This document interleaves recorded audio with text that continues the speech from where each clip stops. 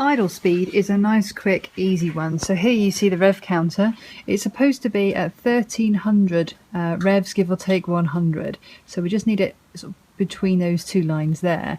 To adjust it on the K2 models, you can see here there's a little, move the clutch cable out of the way a little bit, you can see that dial there. Now if we turn that clockwise, that increases the rev count, and anti-clockwise decreases the rev count. So basically get the bike warmed up, 10-15 minutes of normal riding, and that means the revs have sort of evened themselves out a bit, and then simply adjust the dial until the rev counter is showing where it should be. There you go, happy with that.